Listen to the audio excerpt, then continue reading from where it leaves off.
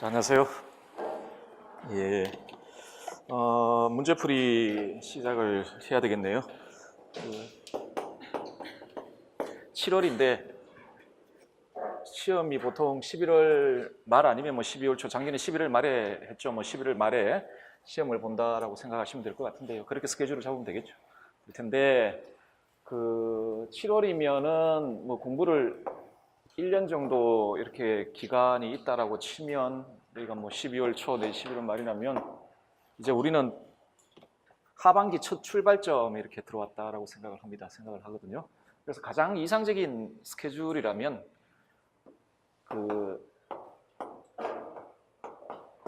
요 상반기 때 기본적으로 정리가 다 되어야 되고, 가장 이상적이라고 했습니다. 제가 이데아란 건 실제적인 건 아니죠.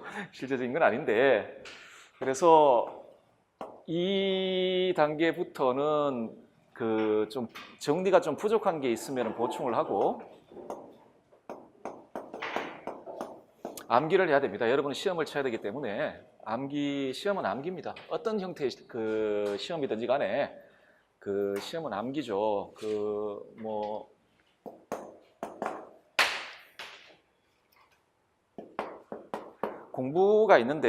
공부라는 게 있는데 공부도 수준이 있습니다.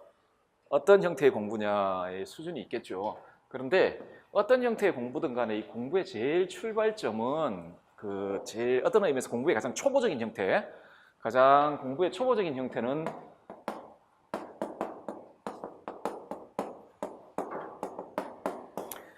정보를 수집하고 정보를 이해하고 정보를 암기하는 겁니다. 저게 되어야 이 정보를 가지고 새로운 정보도 만들어내고, 예를 들어서 박사학위 논문 같은 경우 새로운 정보를 만드는 과정입니다.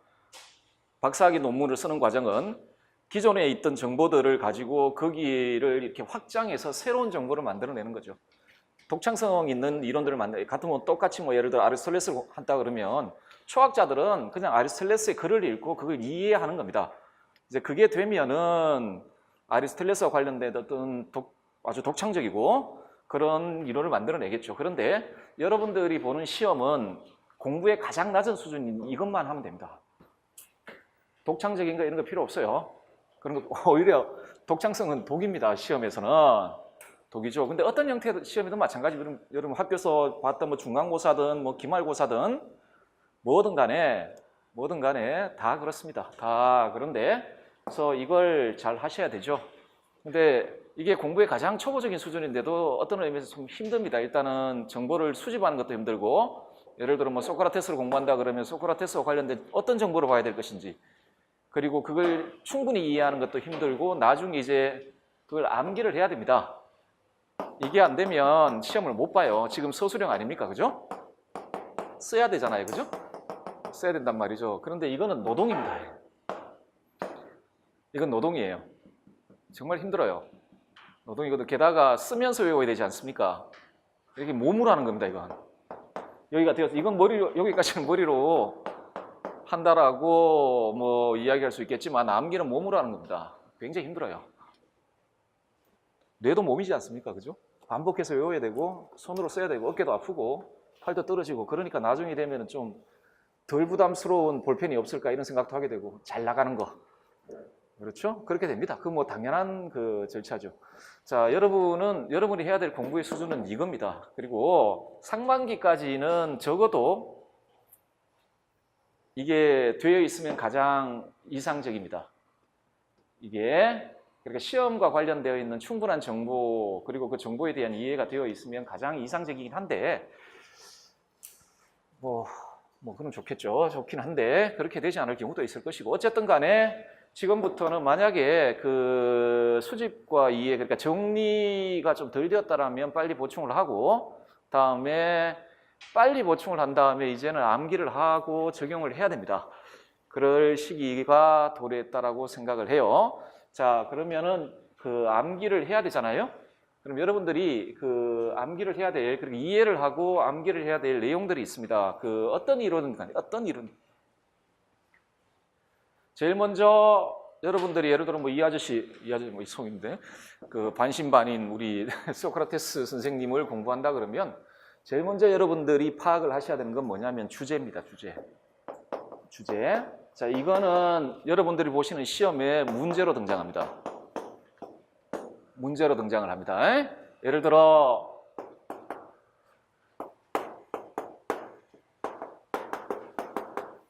이런 게 주제죠. 그죠? 자, 어떤 이론이든 간에 어떤 학자든지 간에 평생에 걸쳐서 자기가 그 탐구하고자 했던 주제들이 있습니다. 예를 들어 소크라테스는 뭐죠?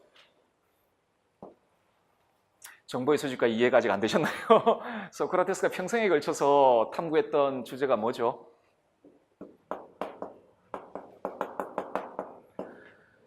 좋은 삶이란 무엇이냐입니다. 어떻게 사는 것이 좋은 삶이냐. 이게 소크라테스가 평생에 걸쳐서 그 탐구했던 대주제입니다. 이게 대주제거든요. 이게 아주 핵이 되는 대주제고요. 이 대주제의 해답을 찾기 위해 여기 이제 분화가 됩니다. 소주제들로. 예를 들어 뭐 지와 덕의 관계가 뭐냐, 지와 행의 관계가 뭐냐, 덕과 행의 관계가 뭐냐, 뭐 덕과 복의 관계가 뭐냐, 이런 방식으로 주제들이 전개가 돼요. 모든 이론들이 다 그렇습니다. 예를 들어 칸트만 해도 보편윤리 확립하는 게 자신의 그 평생에 걸친 과업이었잖아요. 그걸 대주제로 삼고 그러다 보니 그 주제로부터 예를 들어 무조건적인 선이 뭐냐, 의무란 뭐냐, 뭐 자율이란 뭐냐 이런 식의 소주제로 분화되어 나갑니다. 자, 여러분들이 제일 먼저 정리하실 때 먼저 아셔야 될 건 이겁니다. 이거. 이 학자와 관련해서 이 학자가 탐구했던 주제가 뭐냐. 그런데 이 주제는 문제로 나옵니다. 문제. 그래서 주제를 안다라는 건 나올 만한 문제를 알 수 있다는 겁니다. 소크라테스면 아까 말씀드렸지만 지덕의 관계가 뭐냐라는 거, 지행의 관계가 뭐냐, 뭐 이런 것들 있잖아요. 자, 그걸 아셔야 되고, 그리고 이 학자들은 자신이 이런 식의 주제를 설정했으면 거기에 대한 답을 내렸을 거 아니에요. 그리고 그 답을 내리기 위해 동원된 개념들이 있습니다. 동원된 개념들이 있어요. 뭐 예를 들어 다시 소크라테스 이야기하면은 지라는 개념이 있고 덕이라는 개념이 있고 행복이라는 개념이 있고 뭐 이런 것들이 있을 거 아닙니까? 동원된 개념들이 있어요. 그렇죠? 자, 이 주제들, 주어져 있는 주제들에 대해 그 대답을 할 때 사용되었던 개념들을 충분히 이해하고 암기를 하셔야 됩니다. 그리고 이때 개념은 언제나 용어로 드러나는데 그 용어는 그 학자가 사용한 용어로 암기를 하셔야 됩니다. 예를 들어 칸트의 선의지라는 개념이 있습니다. 선의지라는 개념이 있는데 그걸 암기하는데 예를 들어 뭐 좋은 개념, 좋은 의지, 착한 의지 이런 식으로 용어를 사용해서는 안 되죠. 그 학자가 사용했던 개념들을 이해하고 암기를 하셔야 됩니다. 그러셔야 되고, 자, 마지막으로 여러분들이 이해하고 암기를 하셔야 될 건 뭐냐면 논리입니다. 논리. 이 개념을 가지고 그 학자가 이 주제와 관련해서 어떤 식의 논리를 펼쳐내요. 어떤 식의 논리를 펼치고 있는 그 논리를 이해하는 겁니다. 논리를 이해하시는 겁니다. 예를 들어 뭐 좋은 삶이란 무엇인가와 관련해서 뭐 소주제로 예를 들어 지덕 관계라는 주제를 가지고 있다라면 소크라테스가 이걸 던졌다라면 뭐 당연히 지와 덕이라는 개념을 사용했겠죠. 이 개념을 사용해서 이 주제와 관련해서 어떤 논리를 펼쳤냐, 어떤 이론을 펼쳤냐, 그렇죠? 이 논리를 이해하시고 암기를 하셔야 됩니다. 그래야 서술형 문제를 쓸 수가 있습니다. 서술형 문제를 쓸 수가 있습니다. 간단합니다. 정보를 수집하고 이해하고 암기하는 건 저걸 중심으로 하시면 됩니다. 그래서 제일 먼저 출발점은 이겁니다. 이게 그 학자가 다루고 있는 주제가 무엇인지를 일목요연하게 정리하고 계셔야 됩니다. 그 주제들 중에 어떤 것들이 문제화됩니다. 그 주제 중에 어떤 것들이 문제화되는 것이죠. 그리고 문제화되었으면 거기에 대한 그 사상가의 이론이 있을 거 아닙니까? 그건 개념과 논리로 구성되어 있습니다. 이런들로 그걸 암기를 하시는 거죠. 자, 이 기출문제래. 지난달까지 기출문제를 해가지고 아직까지 입에. 그 문제풀이 과정은 무슨 타이틀을 이렇게 붙이기도 하고 하는 분들도 계신데 예상 문제를 알아보는 시간이 아닙니다. 예상 문제는 다 예상할 수 있죠, 뭐. 그렇죠? 그런 시간이 아닙니다. 그런 시간도 아니고 저는 뭐 예상도 저는 예상하고 이런 거 싫어해요. 인생이 슬퍼져요. 예상하고 이런 거 싫어하고 그 예상 문제가 아니라 여러분들이 지금 7월달 첫 출발점이라고 하지 않았습니까? 그죠? 정리하고 아까 그러니까 주제가 뭐냐, 사용된 개념이 뭐냐, 논리가 어떤 식으로 전개되느냐를 이제 한 번 더 정리하고 좀 이렇게 이해하고 외우는 그런 계기가 되는 시간이 되었으면 합니다. 그래서 제가 아마 문제를 좀 풀어보셨겠지만 그 모의고사 문제는 이런 식으로 내지 않습니다. 실제 좀 이렇게 넓고 크게 냅니다. 크게 내고 그 문제의 기교를 많이 부립니다. 기교를 좀 부리죠. 뭐 예를 들어 뭐 선생님 뭐 이렇게 그림도 넣고, 그렇죠? 뭐 가쓰고 나온 선생님 이렇게 그림도 넣고 뭐 그런 방식으로 기교도 부리고 뭐 그러죠. 모의고사 문제는 보통 그렇게 내죠. 그리고 모의고사 문제는 주제를 한 개를 내질 않죠. 보통 뭐 한 문제에 한 두 개 정도 주제를 섞어 가지고 문제를 내서 이렇게 그 만들기도 합니다. 근데 그건 모의고사고 지금 아까 제가 기출문제 문제풀이 과정의 목적은 제가 설명을 드렸고 그 목적에 부합하도록 할 수 있도록 문제를 조금 더 세밀하게 작은 주제당 하나씩 문제를 낼 수 있도록 그렇게 문제를 내고요. 문제의 기교를 그렇게 부리질 않았습니다. 그리고 가급적이면 기교를 부리게 되면 모의고사는 기교를 부리게 되는데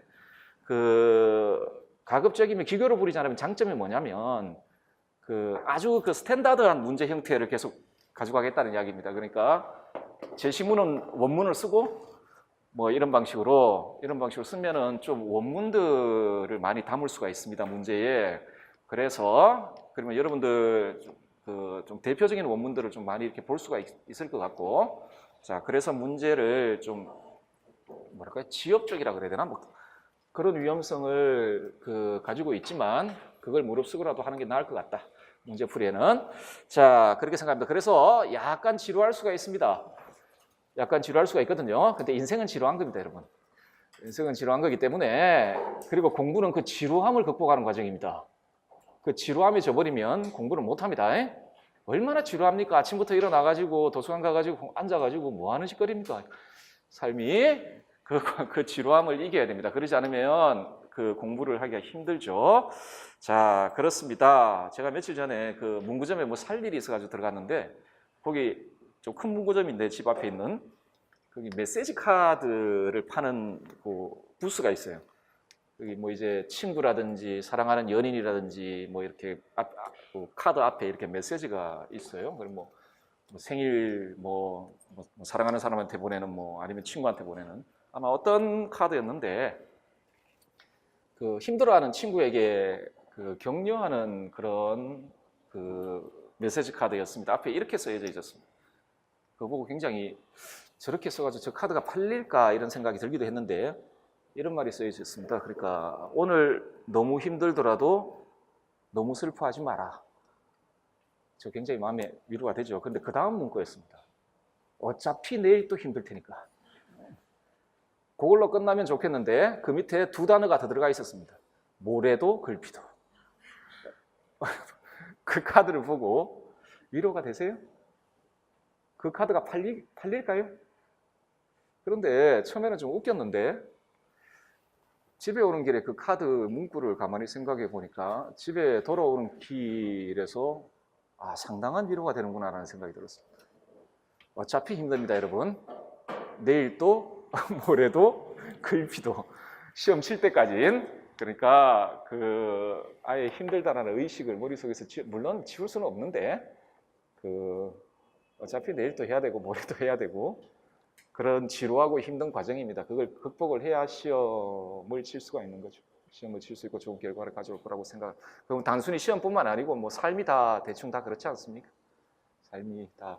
자, 그렇습니다. 자, 일단 보시고 다음에 그 8주차로 되어 있는데 8주차에 다 끝내기는 굉장히 힘들 겁니다. 힘들 것이고 제가 보니까 한 주에 학자들이 많으면 한 7명 정도, 어떤 경우에 좀 중요한 학자가 있으면 한 5명 정도밖에 잘 못 나가는 그런 경우가 있습니다. 경우가 있고 그래서 만약에 제가 봐가 진도가 너무 밀리면 제가 미리미리 사전에 문제를 드릴 거거든요.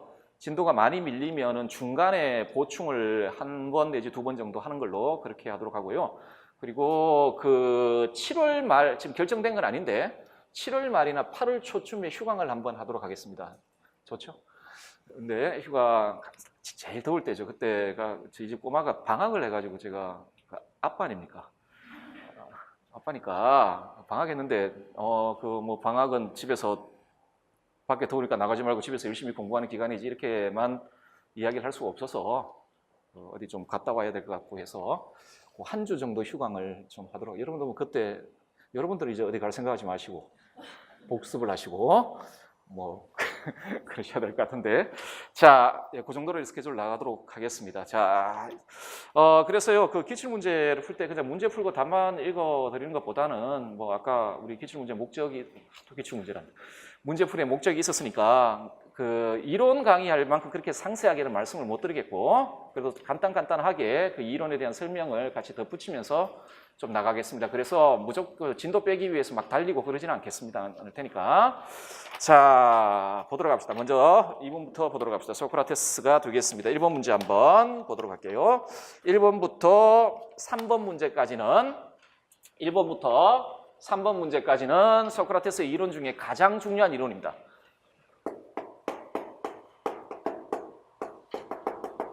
지덕일치설. 소크라테스 이론의 충격입니다. 그러니까 지와 덕의 관계가 뭐냐? 도대체 덕이란 뭐냐?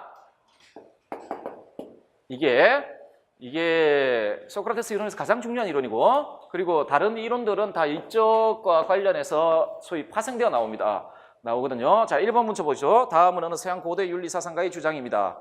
괄호에 공통으로 들어갈 용어를 쓰시오. 모든 정신적인 시도들과 인고들은 괄호가 주도할 때는 행복으로 귀착되겠지만 어리석음이 주도할 때는 그 반대의 것으로 귀착되겠네. 뭐 그냥 문장만 봐도 어리석음에 이렇게 반대되는 단어겠죠. 자, 그럼 똑똑함입니까? 그렇게 쓰면 안 되죠. 똑똑함 이렇게 쓰면 안 되겠죠.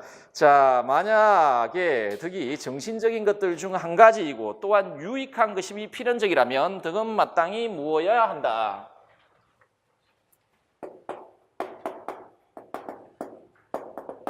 덕이란 정신적인 것과 관련되는 겁니다. 그렇죠? 덕이란 외적인 게 아닙니다. 뭐 건강이라든지 뭐 부라든지 미모라든지 이런 것들이 아니죠. 정신적인 것들과 관계되는데 이때 정신적인 것들은 여러 가지 종류가 있을 수 있습니다. 예를 들어 뭐 절제력이라든지 아니면은 뭐 기계라든지 의분을 느끼는 것 아니면은 뭐 천성적으로 태어나 뭐 이렇게 예를 들어서 그 학습 능력 같은 거 있잖아요. 이런 것들도 다 정신적인 것들입니다. 이런 것들. 자, 그런데 이것들은 그 자체로는 좋지도 나쁘지도 않아요. 잘 배우는 능력을 타고난 애가 그걸 잘못 쓰면은 그건 오히려 악행의 근원이 되어버립니다. 그죠? 자, 그런데 이게 좋은 것이 되기 위해서는 지금 소크라테스 선생이 뭐라고 이야기를 합니까?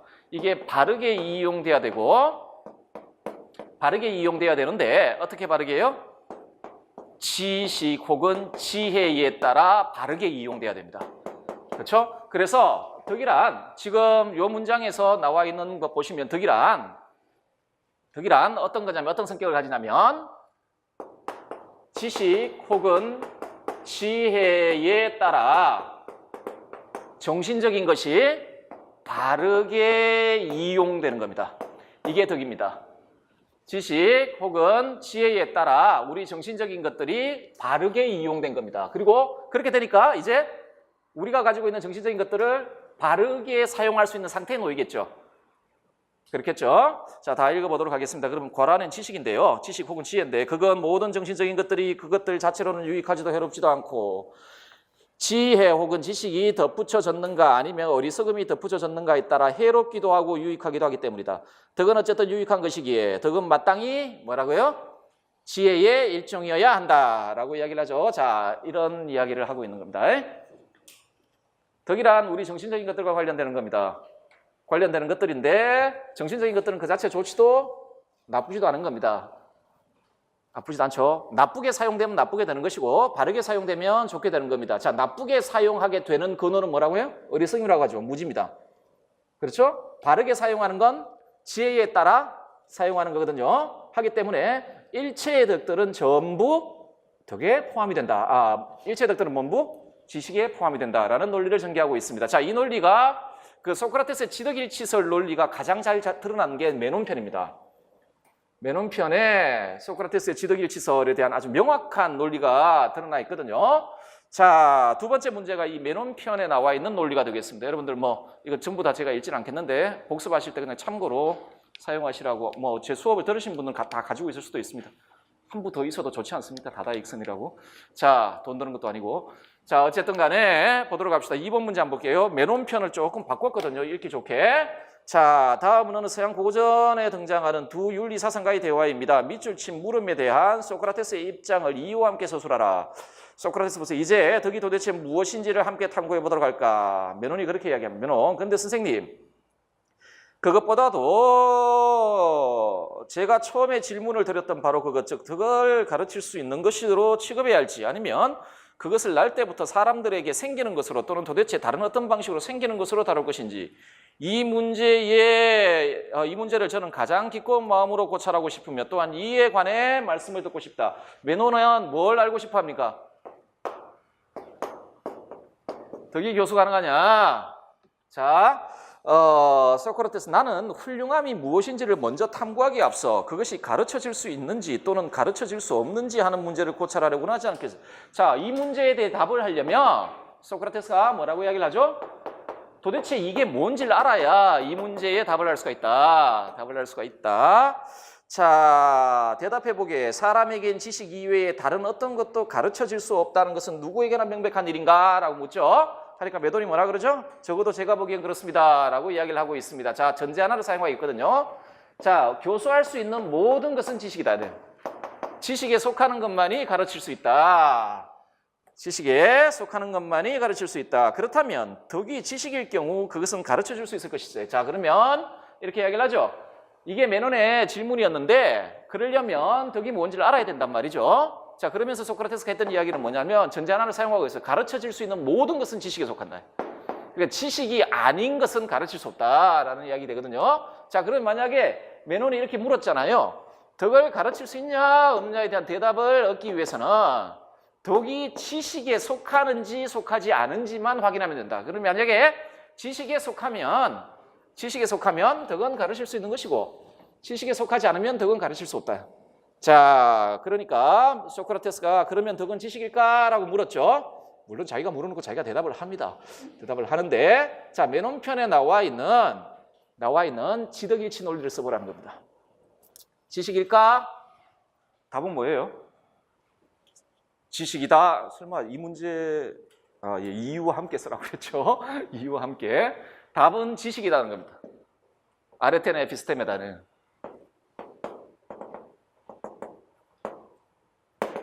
아레테는 에피스테메다. 이게 답이에요. 소크라테스의 여러분 잘 아시는 답이죠. 자, 그걸 메논편에 나와 있는 요 주장에 대한 논리를 써보라는 겁니다. 답 한번 보세요. 우리에게 있는 좋고 유익한 것들은 그거 자체로 좋고 유익한 것이 아니라 지식에 따라 바르게 이용될 경우에 좋고 유익한 것이 된다. 자, 소크라테스의 전제 하나거든요. 자, 모든 덕은 정신적인 것들과 관련되는 것으로 그것들을 소유한 사람을 언제나 이롭게 하고 하는 좋은 것이다. 자, 두 번째 전제죠. 근데 이건 여러분 개념적 차원에서 이야기를 한 겁니다. 덕은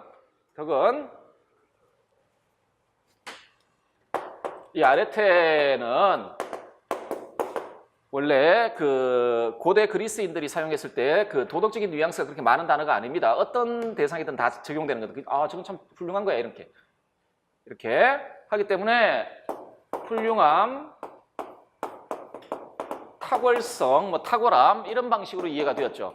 그렇죠? 자, 이런 방식으로 이해하기 때문에 개념적으로 무엇을 덕이라고 한다면 그 덕을 소유한 사람은 그 덕 때문에 해를 입는 경우는 없어요. 왜냐하면 덕이란 훌륭한 거니까.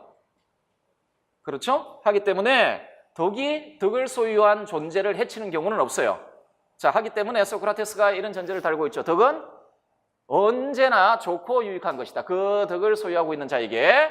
자, 모든 덕은 정신적인 것들과 관련되는 것으로 그것들은 그것을 소유한 사람을 언제나 이롭게 하는 좋은 것이다. 그것들이 사람에게 언제나 좋고 유익한 이유는 모든 덕들이 아까 첫 번째 전제로부터 이런 결론을 이끌어내죠. 모든 덕들은 지식이 정신적인 것들을 바르게 인도하여 생겨난 것이기 때문이다. 그렇죠? 자, 이렇게 되면 이 결론으로부터 어떻게 나오죠? 어떤 결론이 나오죠? 모든 덕은 지식에 포함된다는. 모든 덕은 지식에 포함된다. 왜요? 예를 들어 이런 겁니다. 기계적인 부분이 있어요. 의분을 느끼는 부분이 있어요. 우리 정신적인 것들 안에.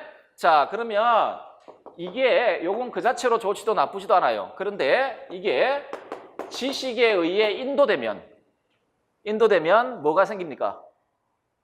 용기가 돼요. 이게 덕이죠. 이게 덕이죠. 그렇죠? 예를 들어 그러니까 쉽게 배울 수 있는 애들, 천성적으로 이런 능력을 가지고 있는 친구들이 있단 말이에요. 그러면 이것도 좋지도 나쁘지도 않아요. 그렇죠? 이거 잘못 쓰면 아주 나쁜 짓도 해요. 그런데 이게 지식에 의해 인도되면 뭐예요? 플라톤 같으면 지혜 같은 게 생깁니다. 그렇죠? 자, 그러면 이 덕은 모두 이런 정신적인 것들과 관련되는데, 그리고 이것들의 공통 본질, 이런 덕들의 지금 공통 본질 뭐죠? 전부 지식에 의해 인도되었다는 거예요. 지식에 의해 인도되어 생겨났다는 거죠. 전부 지식에 의해 인도되었다는 거죠. 자, 따라서 모든 덕들의 공통 본질은 지식 혹은 지혜입니다. 아레테는 에피스테메다라는 말이 의미가 되겠습니다. 그렇죠? 자, 그래서 따라서 모든 덕들은 지식에 포함되는 것으로 그것의 본질은 지식이다. 덕은 지식이다. 이게 메논의 논리입니다. 메논의 논리고, 조금 더 일반적인 논리들을 지금 보도록 합시다. 자, 다음은 어느 서양 고대 윤리사상가의 주장입니다. 가로에 공통으로 들어갈 개념을 쓰고 그것과 밑줄친 덕의 관계에 대한 이 사상가의 관점을 두 개념의 성격을 활용해서 써보라라고 되어 있죠. 자, 좀 일반적인 차원에서 메논에서 논리, 다음에 좀 일반적 덕과 지식의 그 성격. 소크라테스가 지식이라고 이야기했을 때 도대체 이게 뭐냐는, 이게 무엇이냐, 덕이란 무엇이냐. 모든 것으로 괄호와 함께 사고 파는 것들이 참으로 용기이며 절제이며 올바름일세라고 되어 있죠. 뒤에는 다 덕의 항목을 이야기를 하고 있고, 우리 2번을 풀어봤죠. 무엇 때문에 이게 생긴다는 이야기입니다. 무엇 때문에 이 덕들이 생긴다는 이야기죠. 요컨대 괄호가 동반된 것이라야 참된 덕일 것이니 즐거움과 두려움들 그리고 그 밖에 그런 것들 모두는 덧붙여지기도 떨어져 나가기도 하겠지. 하지만 그것들이 괄호와 떨어져 서로 교환된 것일 경우에 그런 덕은 일종의 음영화와 같은 것이요 사실상 노예적인 것이다. 뭐 덕이 아니다라는 말이겠죠. 자, 두 번째 문장 다시 한번 보겠습니다. 요컨대 괄호가 동반된 것이야만 참된 덕이다. 그럼 괄호는 뭘까요? 지식, 지혜 둘 다 사도 됩니다. 소피하고 에피스테메를 혼용하니까 소크라테스는. 자, 어쨌든 간에 괄호는 지식이 될 것이고 혹은 지혜가 될 것이고, 자, 이 문제는 이것과 덕의 관계를 쓰라는 겁니다. 쓰라는 거고, 조건은 무엇을 줬냐면 이것과 이것의 일반적인 성격을 활용해서 쓰라는 겁니다.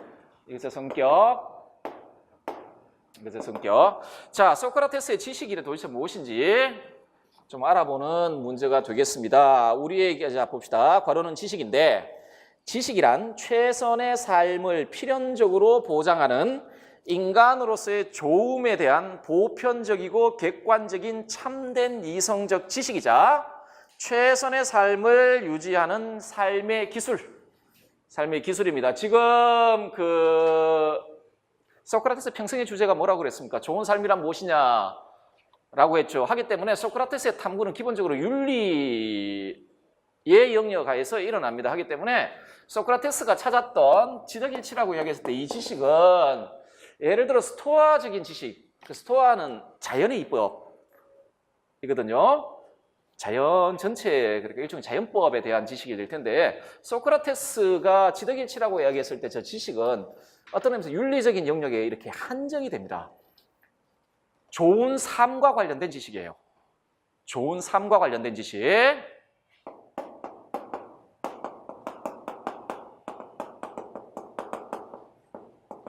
된 지식이자, 자, 이거는 이론적 지식이 아니기 때문에, 이론지가 아니기 때문에 이런 지식은 항상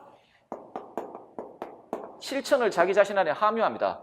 우리가 지금 좋은 삶이란 무엇이냐라는 말은 어떻게 하면 좋은 삶을 살 수 있느냐라는 말 아니겠습니까? 그렇게 좋은 삶을 살 수 있도록 만들어주는 지식이기 때문에 이 지식은 그 자체로 실천적 성격을 가질 수밖에 없습니다. 뭐 상대성 이론이나 이런 게 아니라는 이야기죠. 자, 하기 때문에 소크라테스가 지식하고 기술을 혼용합니다. 저 지식은 기술이다. 어떤 기술이요? 좋은 삶을 살기 위한 기술이에요. 이때 기술 테크네라고 이야기했을 땐 이 지식이 실천적 성격을 가진다라는 이야기입니다. 우리에게 실천을 요구하는 지식이라는 거예요. 그렇게 살아야만 좋은 삶을 살 수 있다는 거예요. 그렇죠? 자, 이게 지식이에요. 이게 지식이고, 자, 다시 한번 보겠습니다. 그 지식이란 최선의 삶을 필연적으로 보장하는 인간으로서의 조음에 대한 보편적이고 객관적인 참된 이성적 지식입니다. 에피스테메의 에피스테메를 인식하는 기능은 감정일 수 없고 이성에 의해 파악되는 지식이고 최선의 삶을 실현하고 유지하는 삶의 기술. 자, 그럼 덕이란 뭘까? 자, 덕은 아레테는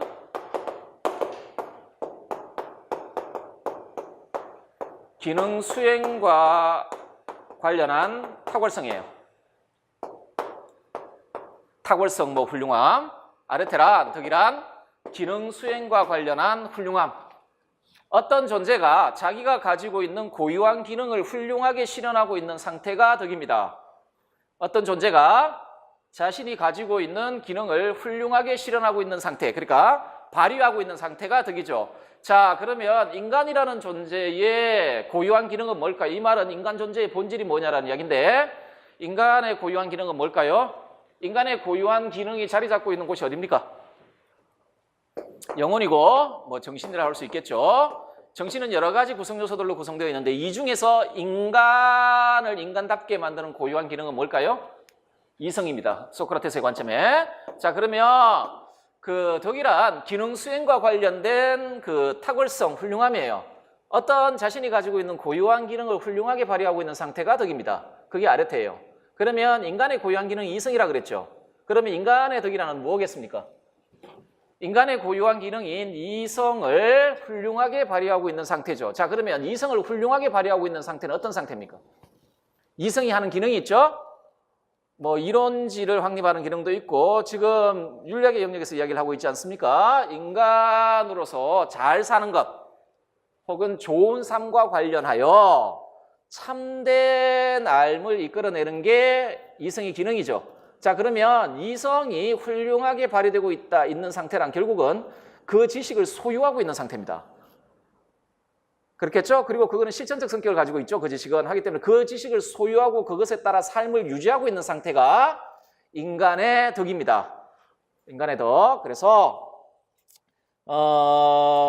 인간의 덕이란 인간의 고유한 기능인 이성을 완전하게 발휘하여 최선의 삶을 영위하는 데 필요한 보편적이고 객관적인 참된 이성적 지식과 최선의 삶의 영위를 위한 기술을 소유하고 있는 상태이죠. 자, 이렇게 되면 여러분 그 지식하고 인간의 덕 사이에 관계가 어떻게 되겠죠?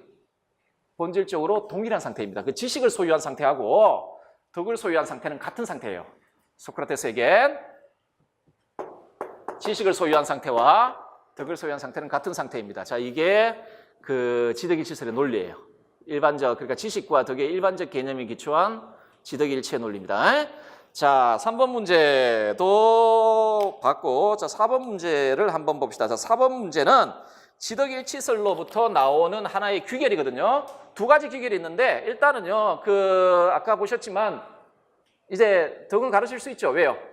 덕은 본질적으로, 모든 덕은 본질적으로 지식이니까, 지식에 속하는 것이니까, 지식은 가르칠 수 있는 것이니까. 자, 또 하나 이 지덕일치설로부터 나오는 귀결점이 하나가 있는데 이거는 봅시다. 갑과 을은 두 서양 고대 윤리 사상가들입니다. 미출친 주장에 대한 갑의 비판 근거를 서술하시오.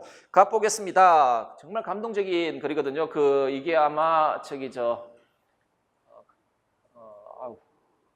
크리톤이 아니고. 자, 그 감옥에서 마지막으로 그 독배를 들면서 했던 말 중에 하나입니다. 자, 죽음이라는 이끌어지는 것은 몸에서의 혼의 풀려남과 분리가 아니겠는가. 지혜를 사랑하는 사람, 뭐 철인이죠. 사람들은 실은 죽는 것을 수련하고 있거니와 죽음이 모두 가운데서도 이들에게 가장 덜 무서운 것일세.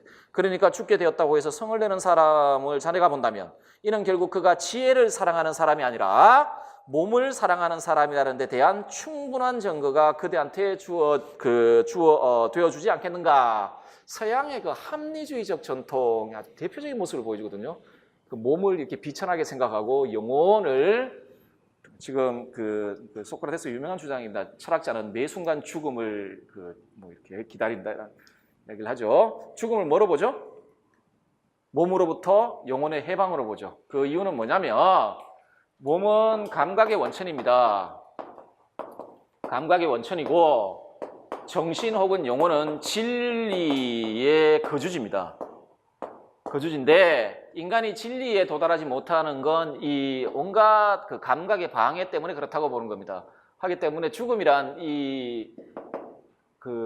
몸으로부터의 해방, 달리 말해 감각의 방해로부터 해방되어 순수한 진리를 인식할 수 있는 계기가 된다고 생각한 거죠. 자, 그런 식으로 소크라테스가 이야기했던 겁니다. 보도록 합시다. 동일한 한 사람이 모든 탁월성에 대해 가장 잘 어울릴 수는 없으므로 그는 한 탁월성은 이미 가지고 있지만 다른 탁월성은 아직 가지고 있지 않을 수도 있다는 것이다. 지금 무슨 주장을 하고 있죠? 이때 탁월성은 덕을 이야기를 하는 건데 이거 아리스토텔레스의 글이에요. 글인데 지금 아리스토텔레스 문제는 아니에요. 니코마코스 윤리학에 나와 있는 글인데 자 이건 덕들은 여러 가지 종류가 있죠. 용기, 절제, 관우, 정의 여러 가지가 있잖아요. 지금 이 주장은 무슨 말을 하냐면 자, 덕은 복수를 존재한단 말이에요. 한데 예를 들어 정의라는 덕을 가진 사람이 용기라는 덕을 가지지 않을 수도 있다. 절제에 있는 사람이 관우라는 덕이 없을 수도 있다. 자, 그 말을 하는 겁니다. 지금 이 밑줄 친 부분이. 자, 이것은 자연적 탁월성의 경우에는 가능하지만 단적으로 좋은 사람이라고 이야기하게 하는 그 탁월성들의 경우에는 불가능하다. 왜냐하면 실천적 지혜 하나만 갖추게 되면 모든 탁월성 또한 가지게 될 테니까. 자, 아리스토텔레스도 지금 실천적 지혜라고 여기서 아리스토텔레스죠. 이 주장에 반대를 해요. 근데 이 문제는 소크라테스 문제예요. 그렇죠? 소크라테스가 이 주장에 반대한 이유를 써보라는 겁니다. 자, 지덕일치설의 그 결론 중에 하나입니다. 소크라테스의 대화편에 라는 주장이 있습니다. 덕은 하나다. 이걸 나중에 콜버그가 써먹죠. 덕은 하나다. 그건 정의다. 모든 덕의 이상적 형식은 정의다. 뭐 이런 식으로 소크라테스한테 빌려와가지고 써먹는데, 그러니까 지혜를 정의로 바꿔가지고 써먹는데, 자, 이거 소크라테스가 했던 이야기입니다. 이거, 자, 이제 여러분 왜 덕이 하나인지 아시겠죠? 이때 소크라테스가 덕은 하나다라고 이야기했을 때 이 말의 의미가 뭡니까? 모든 개별적 덕들의 공통 본질은 지식 하나다는 라는 말입니다. 하기 때문에 지식을 소유한 자는 모든 덕을 소유하게 됩니다. 하기 때문에 자, 모든 덕들의 그 공통 본질은 지식이라고 했죠. 그러면 뭐 예를 들어 정의하고 용기가 있다 칩시다. 근데 어떤 사람이 우리가 관찰해 보니까 이 사람이 정의가 있으면 소크라테스의 입장에서 자, 덕이라는 것도 뭐라 그랬습니까? 정신적인 것들이 지혜에 의해 인도되어 형성된 것들이에요. 그러면 얘의 지식에 의해 인도되었단 말이죠. 그리고 이 사람은 지식을 가지고 있는 거 아니에요. 그렇죠? 그리고 이 사람의 삶은 언제나 지식에 의해 인도되는 사람 아니에요. 그러면 나머지 덕들도 덕들의 공통 본질도 전부 지식에 의한 인도예요. 이성적 지식에 의한 인도란 말이에요. 그러면 얘가 정의롭다라고 보여지면 얘는 다른 덕들도 다 가지고 있는 거예요. 다른 덕들도. 자, 그래서 갑에 의하면 덕의 본질은 지식이다. 즉 모든 개별적 덕들은 지식의 개별적 표현에 불과하죠. 자, 이게 지덕일치설이죠? 그렇죠? 자, 본질적으로 지식이란 동일한 종류에 속한다. 그러므로 덕은 본질적으로 종류에 있어서 하나일 수밖에 없습니다. 뭐요? 이때 종류에 있어서 하나라는 말은 본질이 같다라는 이야기입니다. 뭡니까? 지식이라는 이야기입니다. 지식. 자, 이런 점에서 볼 때 어떤 덕을 가지고 있지만 다른 덕을 가지지 못하는 상태는 존재하지 않습니다. 우리가 그 좋은 삶에 대한 참된 지식과 그것에 관련된 그 기술을 소유하고 있으면 그걸 소유한 사람은 어떤 순간에서도 그 지식에 따라 삶을 살아가게 됩니다. 이 사람이 덕 있는 사람입니다. 하기 때문에 그 밑줄 친 것과 같은 현상이 발생하지 않는다. 덕은 하나다. 뭐라고요? 지식이다. 지식이다 라고 이야기를 하고 있습니다. 이해되시죠? 자, 1번부터 4번 문제는 다시 한번 말씀드리지만 지덕일치설의 의미를 잘 파악을 하셔야 됩니다, 여러분. 소크라테스의 가장 중요한 그 주제입니다. 자, 그 다음 문제 5번 문제는 소크라테스의 어떤 주장, 그 주제와 관련되어 있냐면 요것과 관련되어 있습니다. 지와 덕과 행복은 어떤 관계냐? 지와 덕과 행복은 어떤 관계냐? 일단 결론은 알고 계시죠? 어떤 관계입니까? 동일성 관계입니다. 그 지덕일치, 지덕복 합일 혹은 지덕복 일치라고 했을 때 이 일치라는 말은 동일성을 이야기를 하는 겁니다. 지와 덕은 본질에 있어서 같다라는 말이고 지덕복은 용어는 다르게 사용하고 있으나 그 본질에 있어서 동일한 거라는 이야기입니다. 무슨 말인지 이해되시죠? 지덕일치라고 했을 때 지금 용어는 다르게 사용하고 있죠. 여기는 지식이란 용어를 사용하고 여기는 덕이란 용어를 사용하고 있죠. 사용하고 있으나 얘네 두 개념의 의미가 동일하다는 말이에요. 의미가. 자, 지덕복 합일설 내지는 지덕복 일치설이라고 했을 때 이 말도 마찬가지입니다. 지식, 덕, 행복이라는 단어는 용어는 다 다르지만 요 용어의 의미가 동일하다는 겁니다. 무슨 말인지 아시겠죠? 개념과 용어는 다르죠, 여러분. 예를 들어 이런 겁니다. 인간하고 사람 있죠. 용어가 다르죠. 의미가 같습니까? 같지 않습니까? 의미는 같죠. 이런 관계입니다. 동일 개념이에요. 용어가 다를 뿐이에요. 용어가 다를 뿐이에요. 마찬가지예요. 자, 2번 문제, 5번 문제는 이 지덕복 합일설, 지덕복의 관계가 뭐냐라는 거죠. 자, 보도록 합시다. 다음은 어느 서양 고대 윤리 사상가의 주장입니다. 인간이 추구하는 삶의 궁극 목적과 그것의 성취 방법을 이 사상가의 관점에서 서술하라. 그래서 일단은요, 이 문제는 그 제시문이 누구 건지 알면은 되겠습니다. 아마도 누군가 말함직합니다. 자, 변론에 그 나와 있는 유명한 글입니다. 변론편에 나와 있는 유명한 글입니다. 그대가 침묵을 하고 조용히 지낸다면 추방되어 나가서도 살아갈 수 있지 않겠소라고 말입니다. 이것이야말로 여러분 가운데 몇몇 분께 잡득시키기가 무엇보다도 가장 어려운 점입니다. 만약에 제가 그건 신한테 불복하는 것이고 또한 그 때문에 조용히 지낼 수 없다고 말하면 여러분께서는 제가 시치미를 떼고 있는 것으로 보시고서 납득을 하지 않을 것이기 때문입니다. 반면에 제가 사람들에게 있어 가장 좋은 이기도 한 것은 이것이라고, 즉 덕에 관해서 그리고 그 밖의 것들로서 제가 대화를 하며 제 자신은 물론 다른 사람들을 캐물어 들어가는 중에 여러분께서 듣게 되시는 것들에 관해서 날마다 논의를 하는 것이라고. 그러나 캐묻지 않는 삶은, 이라는 소크라테스의 아주 유명한 주장이 나오죠. 캐묻지 않는 삶은 사람에게 살 가치가 없다. 감동적인 주장입니다. 변론에 나와 있는. 그리고 소크라테스의 이 주장 이후로 진짜 모든 사람들이 감동받고 했던 주장입니다. 캐묻지 않는 삶은 살 가치가 없다. 뭘 캐물어야 된다고요? 인간에게 가장 좋은 게 뭐냐. 그리고 덕에 대해서 이야기를 하고 막 하죠. 그렇죠? 자, 그걸 캐묻지 않는 삶은 살아갈 가치가 없다.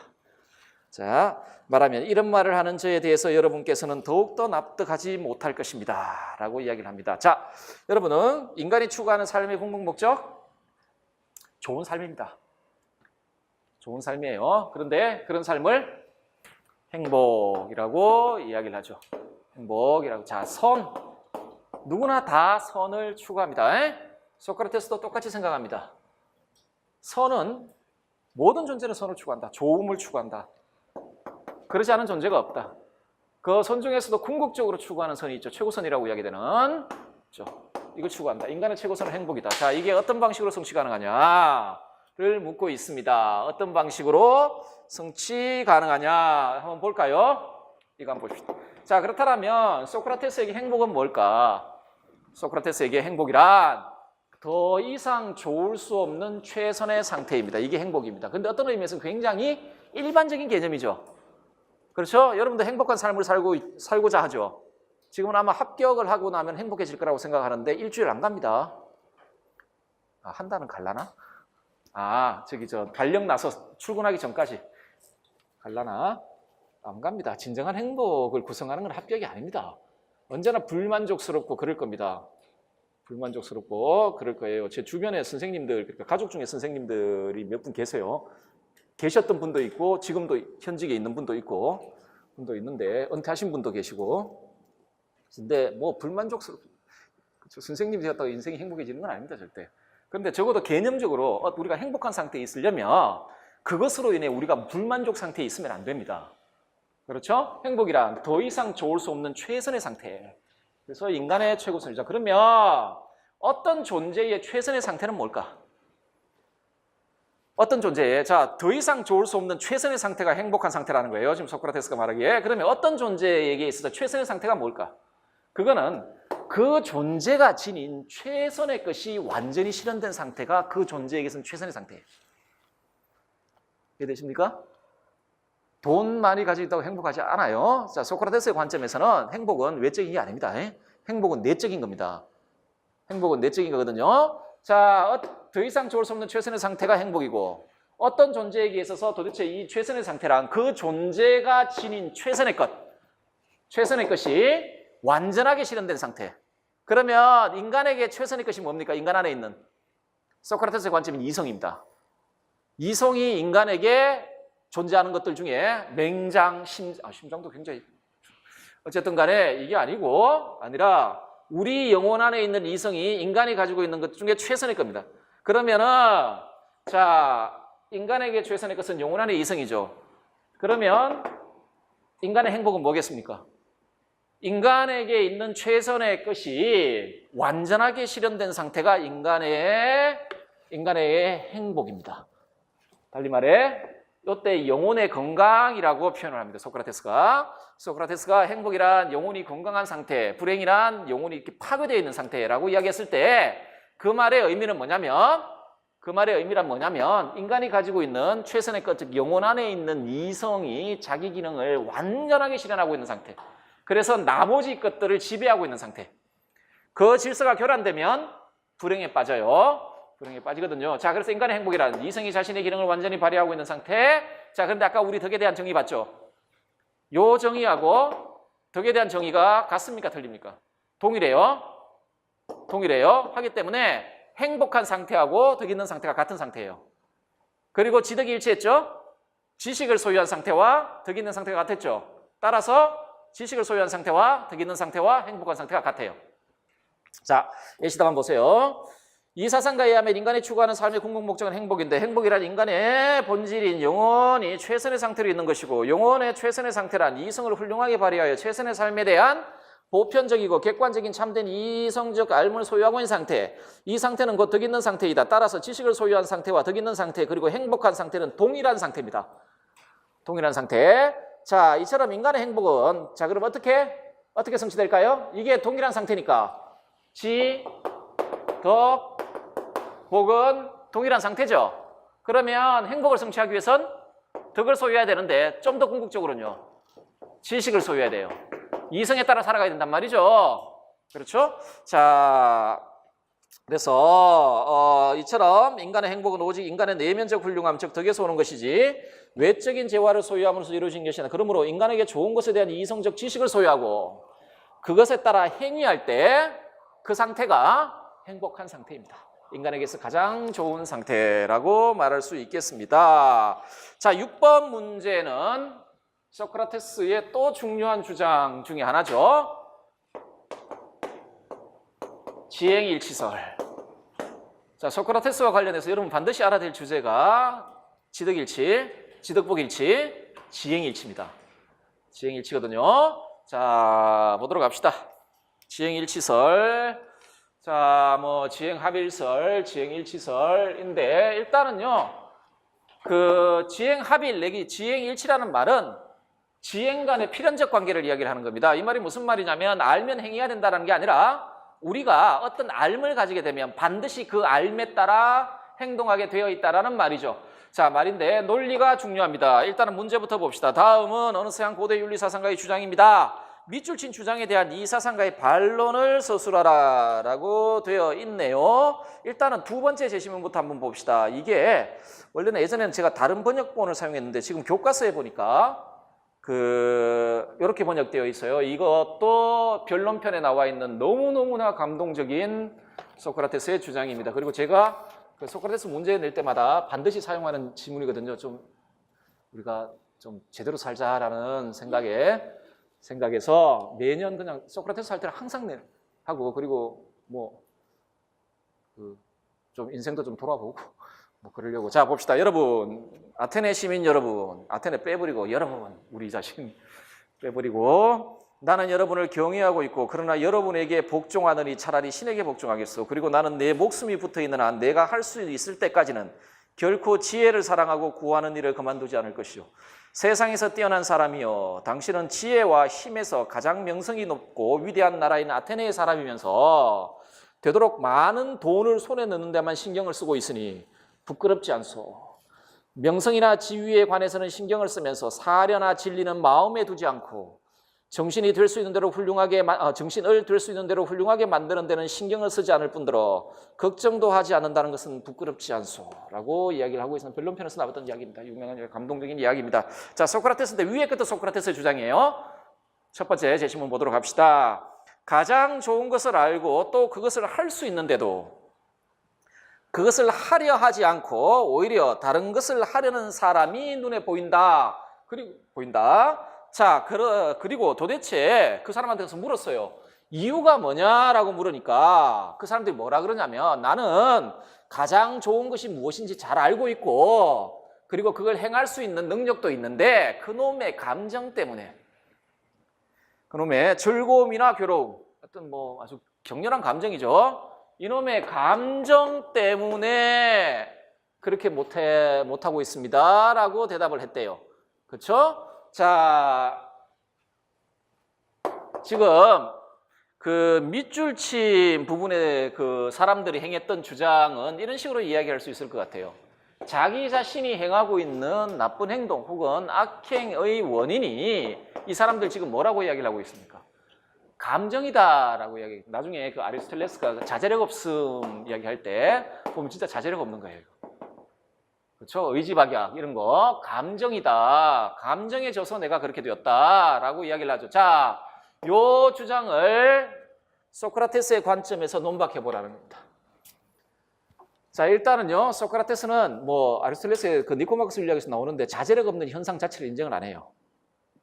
소크라테스는 우리가 자제력이 없어서, 그러니까 참된 알을 가지고 있는데, 지식을 가지고 있는데 감정에 져서 이걸 실천하지 못하는 경우는 없어요. 소크라테스가 뭐라 그럽니까? 네가 참으로 알고 있다라는 그 지식에 문제가 있다는 거예요. 이게 지식이 아니라는 이야기예요. 이게 소크라테스의 논리입니다. 그래서 악행의 근원은 감정이 아니고 어떤 형태의 악행이든 간에 악행의 원인은 무지고 선행의, 그러니까 좋은 행동의 원인은 지식입니다. 자, 논리 한번 볼게요. 자, 좋음에 대한 본성적 추구. 자, 모든 존재들, 그러니까 인간은 좋음을 추구해요. 행복을 추구하는 존재예요. 선을 추구하는 존재라는 거죠. 자, 이게 인간의 본성이에요. 자, 모든 인간 행위의 궁극적 목적은 결국 선이에요. 물론 궁극적인 목적은 행복이겠죠. 선 중에 최고의 선. 어쨌든 간에 우리는 선을 추구하고 악을 피하고자 합니다. 그게 인간의 본성이에요. 자, 따라서요, 나쁨을 자발적으로 추구하는 존재는 있을 수 있어요. 근데 인간만 아니에요. 모든 존재가 다 그래요. 자기 자신에게 나쁜 것을 자발적으로 추구하는 존재는 없어요. 인간도 마찬가지예요. 그렇죠? 일단은 소크라테스의 관점에. 자, 그래서 이거는 자발적으로 추구하는 인간은 없어요. 하기 때문에 만약에 인간이 자기 자신에게 나쁜 결과를 가져오는 행동을 한다면 그건 의도해서 한 게 아니에요. 의도적 행위가 아니에요. 나쁨을 그 자체로 목적으로 한 행동이 아니라는 이야기예요. 자, 그래서 이로부터 어떤 결론? 최선의 것에 대한 지식을 소유하는 게 선행의 근본이요. 자, 최선의 것에 대한 지식이 길어요. 소위 말해 무지가 악행의 근본이라고 봅니다. 따라서 도덕적 행위 혹은 선행의 직접적 동기는 선에 대한 참된 이성적 지식이고 악행의 직접 동기는 선에 대한 참된 이성적 지식의 결여, 무지다라는 게 지행일치설의 중요한 주장입니다. 주장이거든요. 자, 예시담 한번 보세요. 인간은 본성적으로 자신에게 해가 되는 것을 피하고 자신에게 좋고 유익한 것을 추구하는 존재이기 때문에 이게 인간의 본성이에요. 때문에 자신에게 진정으로 좋고 유익한 것에 대한 참된 이성적 지식을 소유한 사람은 반드시 그것을 실천하게 된다. 따라서 자신에게 최선의 것을 알고 있는데도 감정 때문에 그것을 실천하지 못하는 경우는 적어도 소크라테스의 관점에서 이런 경우는 존재할 수 없어요. 자제력 없는 현상 이런 거 없단 말이죠. 그런 건 존재할 수 없고 그렇던 행동의 원인은 감정이 아니라 자신에게 최선의 것이 무엇인지에 대한 무지. 이러한 점에서 볼 때 즐거움이나 괴로움과 같은 감정이 지식과 행위의 불일치 원인이라는 그 주장이 있죠. 원인이라는 주장은 알고 있다고 믿고 있는 지식이 실제로 참된 지식이 아님을 모르고 한 주장에 불과하다라고 보시면 됩니다. 자, 이게 지행일치설의 논리입니다. 논리를 이해하시면 되고 마지막으로 뭐 이런 것까지 나오겠나 싶긴 한데 그 지식 성취 방법. 자, 지식을 성취해야 우리가 이걸 소유해야만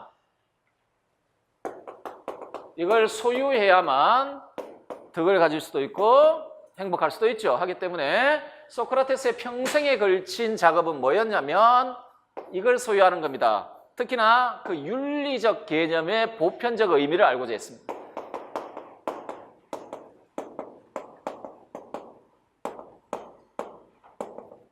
용기가 뭐냐, 절제가 뭐냐, 경건이 뭐냐 뭐 이런 식으로 윤리적 개념의 보편적 의미 그걸 알아야 용기가 무엇인지를 알아야 용기 있게 행동할 수도 있고 그것 때문에 우리는 좋은 상태에 있는 것이고 자 그러면 이걸 어떻게 소유하게 될까? 일단은 전제는 뭐냐면 우리는 이걸 알 수 있다는 겁니다. 예를 들어 그 소피스트들 같은 상대주의자들 같은 경우에는 우리는 이 절대적 진리에 도달할 수 없다고 보죠. 그 우리 인식의 통로가 감각으로 제한되어 있기 때문에 그 감각에 주어지지 않은 것은 우리 정신에도 없단 말이에요. 경험론자들 기본적으로 가지고 있는 생각이죠. 감각에 의해 주어지지 않은 것은 우리 정신에도 없다. 이게 경험론의 모토입니다. 모토인데 하기 때문에 그 소피스트들은 진리가 있든 없든 간에 상관이 없고 우리는 거기에 도달하지를 못해요. 그래서 각각이 가지고 있는 소위 지식이라고 이야기하는 것들은 다 의견의 수준에 불과하다고 보는데 소크라테스는 우리 안에 최선의 것이 있다고 봐요. 우리 영혼 안에 이성이 있고 이 이성은 신적 진리를 파악할 수 있는 기능을 가지고 있다고 봅니다. 하기 때문에 절대적 진리들을 파악할 수 있다고 보는데요. 원래 최선의 방식은 직관입니다. 직관인데 우리 같은 범인들은 바로 직관할 수가 없죠. 하기 때문에 게다가 직관 자체가 훈련이 되어야 됩니다. 하기 때문에 이 지식을 획득하는 방법으로 제시했던 게 문답법, 혹은 대화법, 혹은 변정술 뭐 이렇게 번역은 뭐 여러 가지로 될 수 있습니다. 단어는 디알렉틱이 하나인데 뭐 대화법, 뭐 변정술, 뭐 문답법. 자, 그것과 관련되어 있습니다. 자, 이것도 변론에 나와 있는 이야기인데요. 한번 읽어볼게요. 다음은 어느 서양 고대 윤리 사상가의 주장입니다. 밑줄친 내가 알지 못하는 것이 무엇인지 쓰고 그것을 알기 위한 방법으로 이 사상가가 제시한 방법을 구성하는 두 단계의 특징을 서술하라. 아나토스와 이 아니토스라는 사람이 소크라테스 고발한 사람이에요. 소크라테스 고발한 사람입니다. 아테네가 믿는 신을 부정하고 젊은이를 타락시켰다라는 이유로 고발했고, 자, 그래서 그놈과 함께 이야기를 해봤다.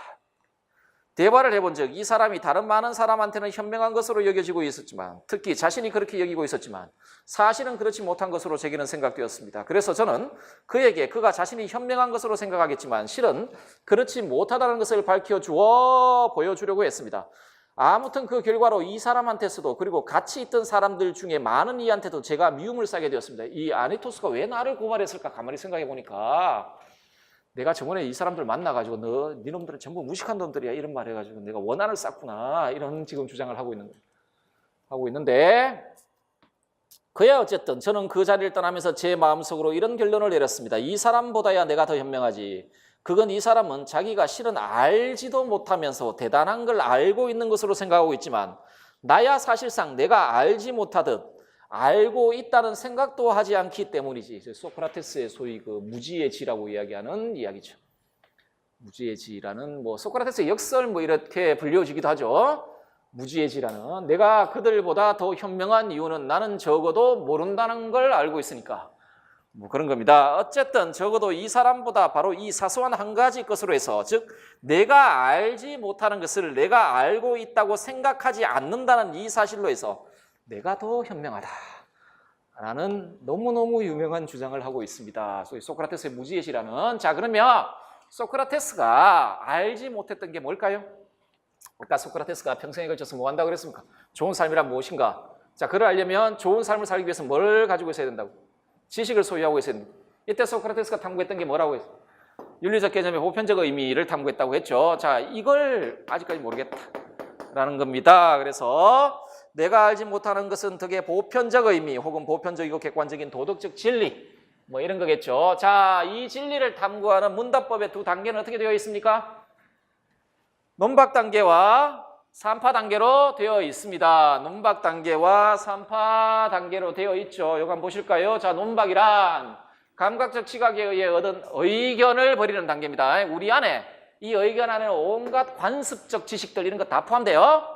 그렇죠? 자, 그런 버리는 단계로 무지를 자각하는 단계입니다. 내가 지금 가지고 있던 것들이 참된 진리가 아니구나 라는 걸 확인하고 그걸 정신 안에서 모두 제거하는 그 과정이 논박 단계. 이는 논리적 논박을 통해 자신의 무지를 알게 함으로써 보편성을 결여한 의견에서 벗어날 수 있도록 하는 단계. 소크라테스가 이 짓을 계속했죠. 사람들 모아놓고 네가 지금 이야기하는 게 다 틀렸다. 논리적인 논박을 통해. 자, 논박은 의견 자체를 버리게 한 다음 논박된 사람으로 하여금 의견과는 전혀 다른 차원의 지식을 낳도록 하려는 목적을 통해 이루어지는 게 논박 단계입니다. 자, 이게 되면 이제 정신 안에 우리가 진리에 접근하는 걸 방해하는 온갖 의견들이 전부 사라집니다. 이 말은 뭐냐면 이제 진리에 접근하기 위한 기초를 놓았다는 거죠. 그 다음에 하는 게 산파인데 산파 단계, 산파술이라고 불려지는데 이걸 왜 산파라 그러신지 다 아실 겁니다. 이거는 선생님의 역할과 관련되어 있는 이야기입니다. 선생님의 역할은 산파와 같다. 애를 낳는 건 임산부가 하는 일이고 산파는 그걸 도와주는 거죠. 선생님은 그러니까 진리에 나아가는 실천적 활동을 능동적으로 이끌어가는 건 학생들이고 선생님은 그 길로 나아가도록 도와주는 역할을 한다라는 거죠. 논박된 이로 하여금 이성을 사용하여 의견과는 감각 쓰면 안 됩니다. 순수 이성이에요. 감각은 진리에 도달할 수가 없어요. 우리 영혼 안에 있는 최선의 것, 신적인 부분이라고 불려지는 이 이성이 있잖아요. 이성을 사용하여 의견과는 차원을 달리하는 보편적이고 절대적인 지식을 스스로 낳도록 하는 단계이며 진리에 이르는 공동탐구의 단계입니다. 선생님과 학생들이 공동탐구에 나가는 그런 단계를 산파라고 합니다. 뭐 예시 답안을 제가 굳이 읽을 필요가 없을 것 같습니다. 조금 쉬었다가 플라톤 하도록 합시다.